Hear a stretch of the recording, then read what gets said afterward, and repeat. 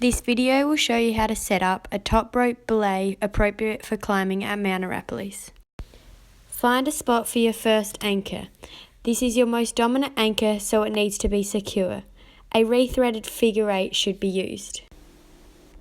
To do this, you need to make a figure of 8 with the climbing rope and then thread the end of the rope back through. Be sure to leave enough room for a tail, at least 8 centimeters long, to be sure it's safe. Prussic knots are designed to move freely along the line as you climb. When they are not put under intense force or friction, they can slide up and down with ease. If the end of the rope is pulled suddenly, the friction of the knot will create enough tension to hold the climber.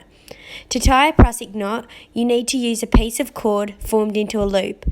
Take the loop of the cord and wrap it around the climbing rope at least 3 times. Pass the loop of the sling back through the centre and pull to tighten. Attach the carabiners and lock off.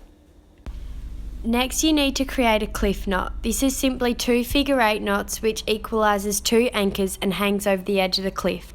Start with a figure 8 on a bight of the rope and pull to tighten. Do the same on another part of the rope. Clip 2 carabiners to the double figure 8 knots and make sure the carabiners are opposing and gate screw downwards. This is so gravity is working with you as they can't unscrew and go back up. A tape knot, as its name suggests, is used to tie the ends of a tape rope together, usually into a loop for a second anchor. Starting by tying an overhand knot in one piece of the tape, from the free end, retrace the original knot with the other end of the tape. Continue retracing until you have retraced the entire knot. It should be flat. If a tape knot is needed, a clove hitch knot will be used to connect the tape knot, becoming the second anchor. A clove hitch knot is appropriate because it has symmetry, which allows it to be pulled into 2 different directions. To tie a clove hitch, you need to make a P and a D in the rope and fold the 2 loops together so they are next to one another. Your third anchor should be tied using a clove hitch knot and then locked off with a double figure 8. Once all 3 anchors are tied, they need to have equal tension. You may need to feed more rope through the clove hitch knots to achieve this. An excellent setup for top rope climbing should look like this. You need to make sure your anchors are secure. The 2 ends thrown over the cliff need to be tied into a belay device and into a figure 8. The figure 8 is connected to the climber's harness and then rethreaded like a double figure 8. Make sure there is leftover rope for the gnarly. For the belay device, connect the end with the ACT to the belayer with the carabiner linked to the harness. Make sure it's the correct way if you're either a left or right hand belayer. A poorly coiled rock climbing rope is difficult on all fronts.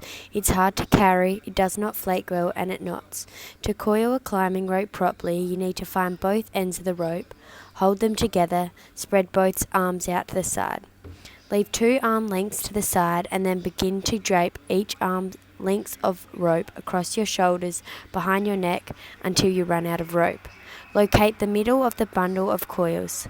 Collect the 2 trailing, separate ends of the rope you left when you first started, and then feed a loop of slack through the loop, and you have made a backpack.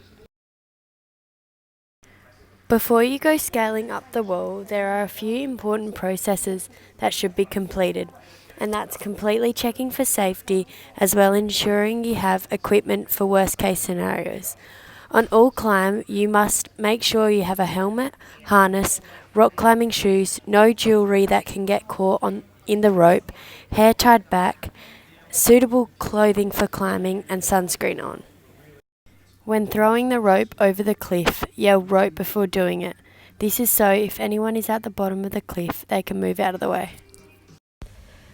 Climbing calls are certain words that climbers use so that everyone knows exactly what's happening.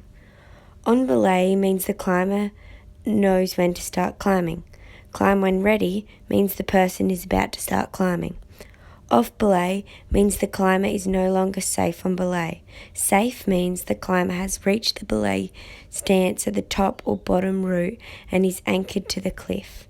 When the climber says take or tension, it means they want the belay to take up any slack on the rope. Contrastingly, when someone says slack or rope, they like the belayer to pay out more rope. The most common type of protection gear a climber will use are cam and nuts.